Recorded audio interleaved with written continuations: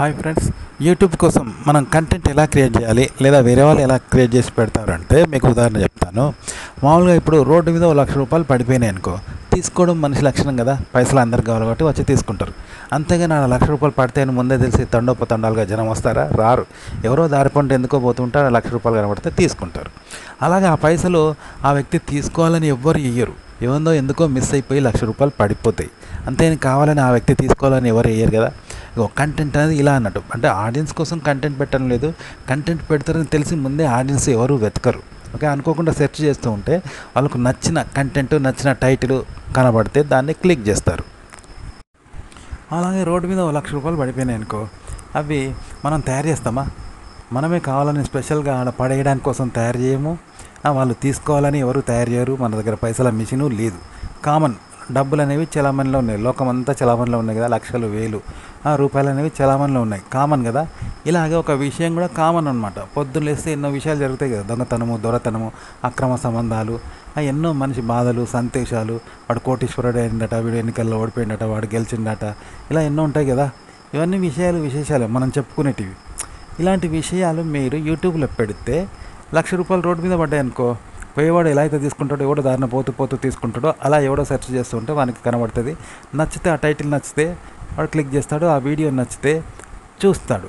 ఇక మీరు వీడియో కూడా జనాల కోసం పెట్టాలనేది రూల్ లేదు. జారిపోయి 1,00,000 రూపాయలు పడితే ఎవడో నచ్చినోడు అనుకోకుండా పోతూ చూస్తాడు కదా. కానీ వాని కోసమే మనం అయితే పైసలు పడేయం కదా.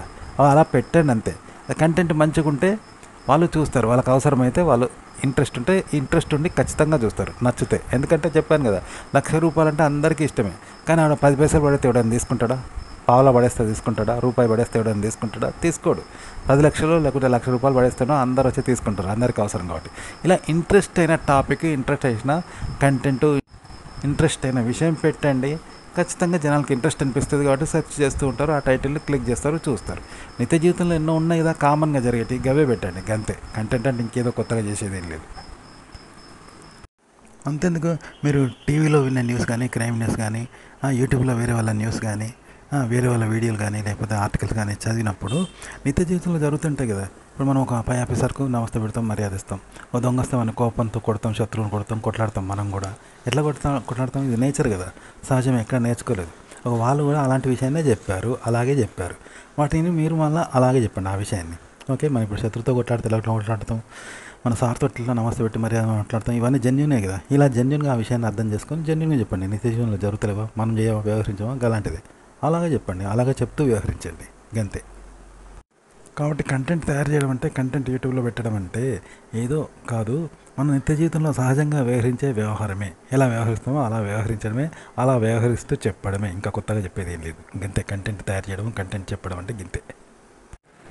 కంటెంట్ అనేది ఒక దీపం అయితే దాని చుట్టూ పురుగులు వస్తాయి కదా, అది పురుగు లక్షణమే. కానీ దీపం అనేది పురుగుల కోసమే పెట్టాం కదా. దీపంలో ఆ లక్షణం ఉంటుంది, దాని దగ్గరికి పురుగులు వస్తాయి, వచ్చే లక్షణం పురుగులకు ఉంటుంది. ఇలా ఉండాలి. అంతేగాని పురుగుల కోసమే దీపం పెట్టలేదు కదా. ఇలాగే కంటెంట్ అనేది యూట్యూబ్లో మీరు యూట్యూబర్ కోసమే తయారు చేయకండి, ఆడియన్స్ కోసమే తయారు చేయకండి. కంటెంట్గా తయారు చేయాలి. కంటెంట్ అంటే ఏంటి, ఎలా ఉండాలి మీరు నేర్చుకొని కంటెంట్ తయారు చేయడం నేర్చుకోండి అంతే. దాన్ని యూట్యూబ్లో పెడితే దాన్ని చూసే లక్షణం ఆడియన్స్కి ఉంటుంది. ఆ టైటిల్ను, ఆ కంటెంట్ను చూడాలని, క్లిక్ చేయాలని ఆడియన్స్ అనుకుంటారు. ఆ లక్షణం వాళ్ళకు ఉంటుంది.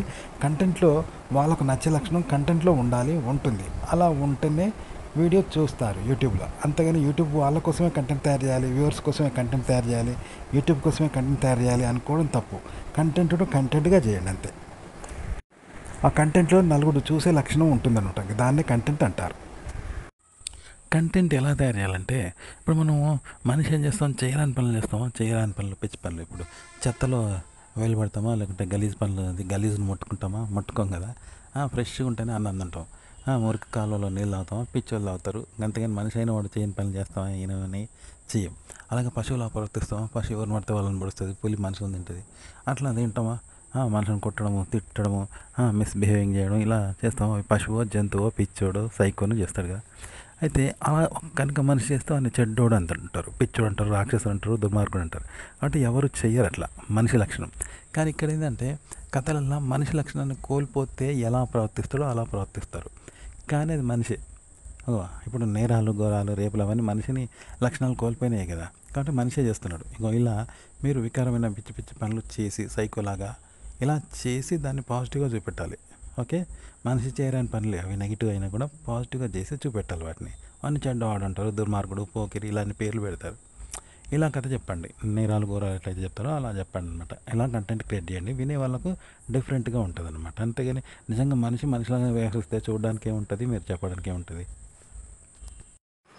అయితే ఈ కంటెంట్ ఎలా చేయాలంటే చెప్తాను. కంటెంట్ అంటే ఉదాహరణకి ఒక నిప్పు ఉంది, అది ఎక్కడైనా కాలుతుంది కదా. అడవిలో పెట్టామనుకో, ఏదైనా అడవి జంతువు తొక్కితే కాలుతుంది.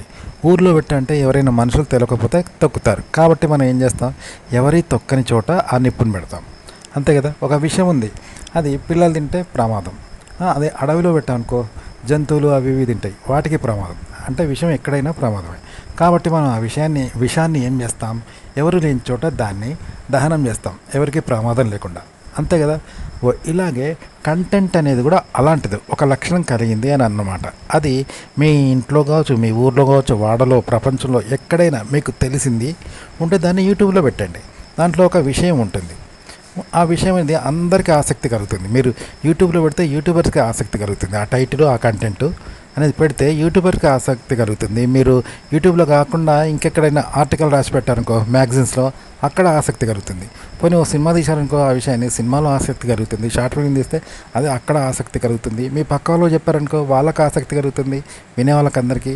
ఒక విషయం ఎక్కడైనా ఒకే విషయం కాబట్టి ఆ విషయం అనేది ఎక్కడైనా విషయమే, అంటే అందులో విశేషం ఉంటుంది, అదే విషయం అవుతుంది. ఆ విషయాన్ని మీరు యూట్యూబ్లో పెట్టండి, ఖచ్చితంగా జనానికి నచ్చుతుంది. గదే కంటెంట్ అంటే ఇదే. ఆ విషయాన్ని మీరు క్రియేట్ చేసినా సరే, లేకుంటే మీకు తెలిసింది క్రియేట్ అయింది అనుకోకుండా ఎక్కడైనా జరిగిందైనా సరే, విన్నదైనా సరే, చూసిందైనా సరే, తెలిసిందైనా సరే, ఎక్కడైనా సరే అది విషయం మీరు తయారు చేసినా సరే దాన్ని జనాలకు చెప్పండి. చెప్తే అది జనాలకైనా నచ్చుతుంది. యూట్యూబ్లో పెడితే యూట్యూబర్స్కి నచ్చుతుంది. మీరు ఆర్టికల్ రాసి చెప్తే ఆర్టికల్లో నచ్చుతుంది. టీవీలో న్యూస్గా చెప్తే అక్కడ నచ్చుతుంది. ఆడియన్స్కి ఎక్కడ పెట్టినా అది విషయం, అదే విషయం కనుక జనాలు నచ్చుతుంది.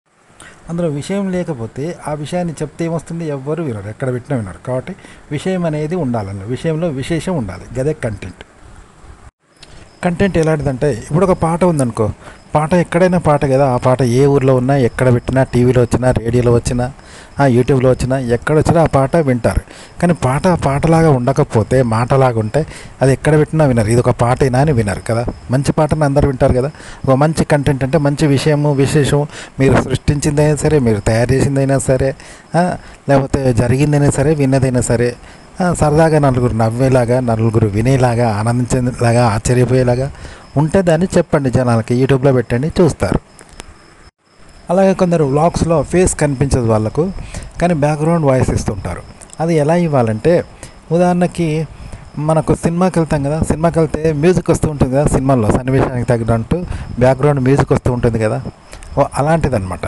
మీరు చెప్పే మాటల్లో విషయం ఉండాలి, ఆ విషయం కూడా ఎంటర్టైన్మెంట్ ఇస్తుంది. అలాగే మీరు మాట్లాడే విధానం కూడా ఒక మంచి అనుభూతిని ఇవ్వాలి. మ్యూజిక్ అంటే సినిమాలో తెలుసు కదా ఎలా వస్తుందో మీకు తెలుసు, నేను చెప్పనక్కర్లేదు. అంత చక్కగా సౌమ్యంగా మీరు మాట్లాడుతూ, మంచి భావంతో, మంచి మనసుతో, మంచి ఆలోచనతో చక్కగా మీరు మాట్లాడుతూ ఉంటే ఆ మాట అనేది వినే వాళ్ళకి ఎంటర్టైన్మెంట్ ఇవ్వాలి, అనుభూతిని కలిగించాలి. అలాగే అలా విశేషాలు చెప్తూ ఉంటే చక్కగా మీరు వింటారనమాట. కాబట్టి బ్యాక్గ్రౌండ్ వాయిస్ అంటే ఒక మ్యూజిక్ లాంటిది, ఏది వ్లాగ్స్కి అని గుర్తుపెట్టుకోండి. ఒక వీడియోకు బ్యాక్గ్రౌండ్ మ్యూజిక్ ఇస్తే అందంగా వస్తుంది కదా, అదే అన్న బ్యాక్గ్రౌండ్ మ్యూజిక్ లేకుండా మీరు కేవలం ఒక వీడియోని తీసి పెట్టారనుకో, ఎవరికి అందంగా అనిపించదు. ఒక గుడిని కావచ్చు, ఒక గోపురాన్ని కావచ్చు, ఒక ప్రయాణాన్ని కావచ్చు, మ్యూజిక్ యాడ్ చేస్తే బాగుంటుంది కదా. అలాగే మీరు ఇచ్చే బ్యాక్గ్రౌండ్ వాయిస్ అనేది అంత అందాన్ని తీసుకురావాలి ఆ వీడియోకి. ఓకే, కేవలం వీడియో పెడితే ఎవరు వినరు, అంటే ఉప్పు లేని కూరలాగా ఉంటుంది. కాబట్టి ఆ వీడియోకి మీరు ఇచ్చే బ్యాక్గ్రౌండ్ అనేది, ఆ మ్యూజిక్ అయితే అయితే అందాన్ని ఇస్తుందో అంత అనుభూతిని, అంత అందాన్ని ఆ వీడియోకి తేవాలి మీ వాయిస్, బ్యాక్గ్రౌండ్ వాయిస్. ఓకే, అంత చక్కగా చెప్పండి.